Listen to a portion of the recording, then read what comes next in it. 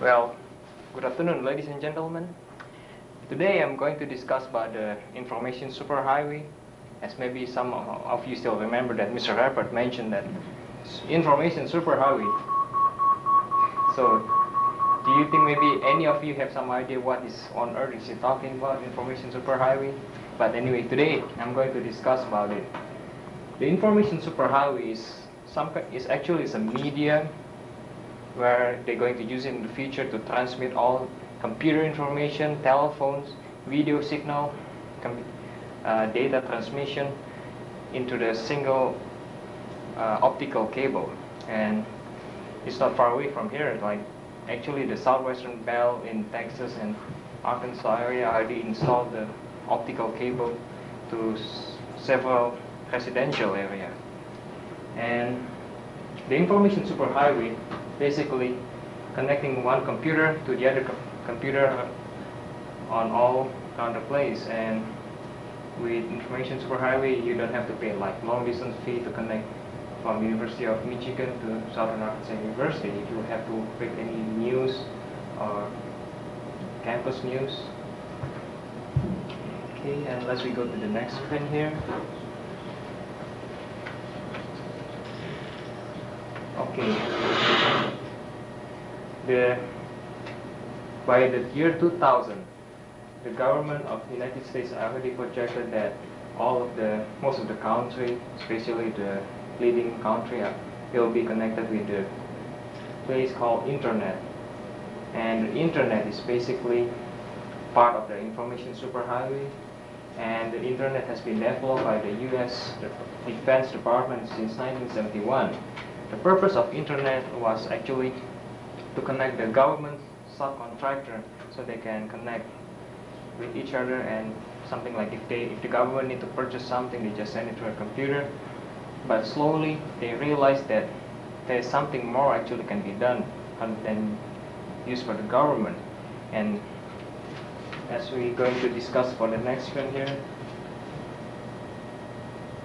a lot of university today connected with Internet already, and each university can transfer the data with each other, with the government or the big company, something like Exxon, IBM. They also connected with the Internet, so the employee all around the country, actually all around the world, can connect to their main system in the United States. Something like the Exxon company in Indonesia, if they want to access the financial budget files from last year, they can just easily connect to the Internet, and then the Internet will connect them to the main central office in the United States. Okay, the usage of Internet is pretty much. You can use the Internet. First of all, is for the email, for Gopher, the Telnet, the news group, and the Internet relay chat.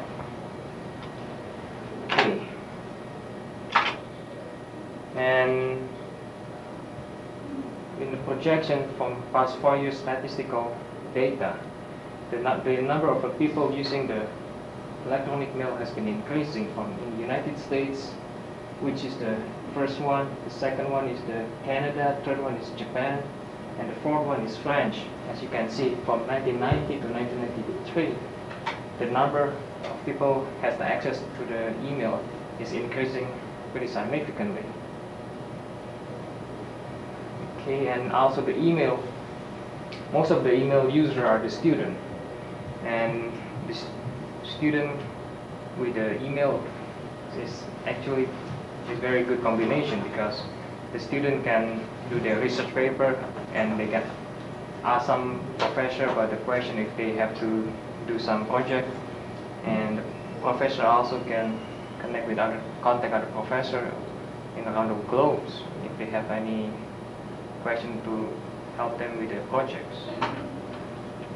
Okay, the next thing with the Internet you can get is the email use, as I mentioned before, is mostly used in the post-secondary. Next one is the office, it's the especially the big corporation, and they have it also in the government. All of the government agencies in the United States is connected through internet. And the last one, you can also connect to internet with the public access. There's some telephone number that you can dial up with your modem to connect with to the main central of internet. Okay, and let's go to the next screen here. And the next internet feature I will introduce to you is Gopher. Gopher is actually The weather report indicates storm. Okay, Gopher is basically pretty useful device if you have to do something like research on the library. Gopher is something like an online library, and a lot of countries has a site for the Gopher. So if you have to do some research about Egypt, you don't have to go to library. A lot of documents you can get from Gopher, and you just type in the subject and it will give you all the information, and then you can download the text file, and you can also just print it out as a reference if you want to. And also with Gopher you can check the weather all around the country, or you can also read the electronic news. And something like Chicago Herald, for example, they already have their newspaper on the Gopher, so everybody, if they want to read something about what's going on in Chicago, you can just log into the Gopher, and they can read a bunch of the magazine and the newspaper in there. Okay, and the next feature of internet is using telnet. By using telnet, you can access one computer to the other computer. Like, for example, like a student in SAU, if they have to connect to the mainframe computer in the University of Washington, they can just use the internet connection, and it doesn't cost anything for the long distance fee at all. And the news discussion. In news discussion, as I described yesterday, in news discussion you can find out that there's a lot of topics about your hobby especially, about the information, something like a car, about hunting, or information about what's going on in Rwanda, something like a current issue. And there will be some discussion and suggestion and critique of a certain book or magazine. So there's plenty of things that you can find out in the news discussion. They have something about 3,000 subjects you can find on the news discussion in the internet. The internet relay chat is also very interesting too. With the internet relay chat, you can chat online with somebody else on the world, or maybe you can connect with your neighbor across the street, as long as they connected to the internet. And with the internet relay chat, you don't have to pay long distance at all, because there's already a fixed fee. Something like SAU pay around $250 per month in order to get connection with the internet. So it will be pretty helpful for a student to keep their long distance costs down. Okay, the next feature of the information superhighway application, there's a lot of it basically used for the video on demand on some city in the United States now, like in New York and in Los Angeles. You can purchase the movie from the television set. So this will, on your remote control, there will be some kind of a menu, and the television will display at the subject of something like the topics of the film, and how much they cost, and you can just use your remote control. Okay, I want to watch Speed, for example, and the Speed will come out in the next few minutes, and they will charge you something like a telephone bill every month. And it's pretty convenient because you don't have to go to video shop at all, and you can watch the pretty new release movie from your home and share it with your family. Okay, and the next feature for the information superhighway they're going to develop in the future is the home shopping. As maybe you know that the QVC and the home shopping and the Paramount Communication, both of them try to develop the home shopping through the television. So near in the future, you can purchase the clothes, for example, the nice suit from Japan, from Hong Kong, from Europe, something like France, for example. You don't have to go to the boutique or Beer Garden. You just connect to their channel, Beer Garden channel, and you can see their merchandise, and you can zoom in and zoom out, and it's something like a three-dimensional picture will come up from the TV. And in addition, you can also put your photo superimpose it to the TV, and you can see yourself how it looks like with that suit.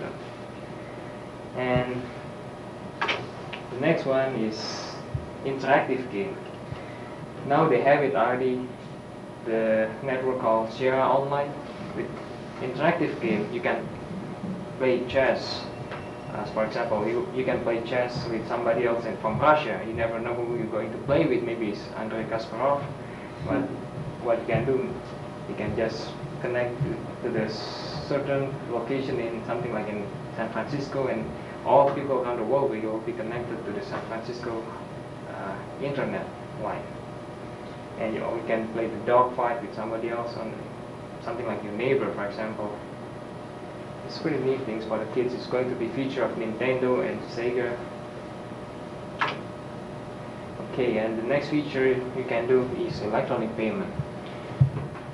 If you want to pay your credit card bill, telephone bill, electricity bill, you don't have to run to the post office to buy the stamp, or